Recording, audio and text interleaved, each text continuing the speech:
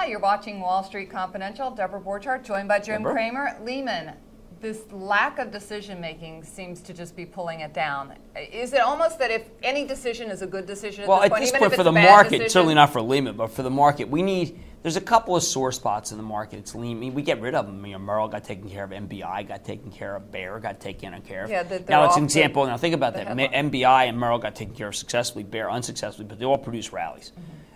The market gets very beleaguered by Fannie, by Freddie, by Lehman.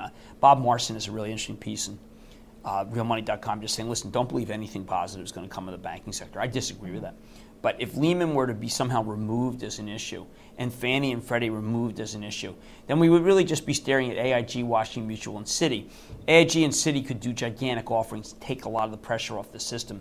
Washington Mutual needs to be sold in an IndyMax style, I believe. And Lehman has options. There are things they could do. Well, but you read through, the Financial Times has done some really unbelievable reporting here. And if you read through the Financial Times piece this morning about Lehman, they did the same thing that Bear did. They went to China, Korea, hat in hand, came back with nothing. This is a company that was in complete and utter denial and really did blame the shorts. I was called in by them to talk about it, and I believed that it was the shorts. I got had. Sometimes you just get had. I hate being had. Not a good place to be. No, I mean, I'm had a lot. Now, what happens if you had me?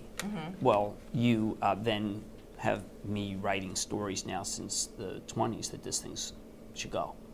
And there's a price to pay for bagging me, but it's not. I would not be retributive or punitive if the story was a good one, but the story's not a good one. And you don't know what's in Lehman's portfolio, and the SEC hasn't helped by not really demanding. The SEC's been really bad post-Enron. They demand absolutely nothing. Well, this SEC in particular. And the issue here with Lehman is Europe, as it is AIG. AIG is very interesting because you go back and they put on a lot of these derivatives and they told you, look, don't worry about it. These are just to be able to, these are sham transactions basically to allow the companies to be capitalized at the right level and remove risk. And it turns out all the risk came back because the real estate was bad. But Lehman's the same. They have a giant bet in Europe and it's false.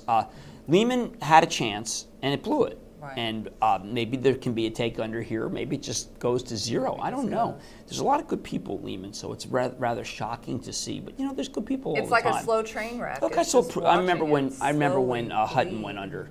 Hutton was a good company. My sister was their lawyer. And one day they were a big client, and then the next day they disappeared.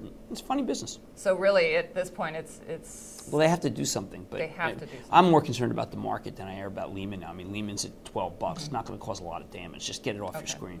All right, thank you, Jim. Thank you. And this is Deborah at Wall Street Confidential. Stay tuned for more at thestreet.com TV.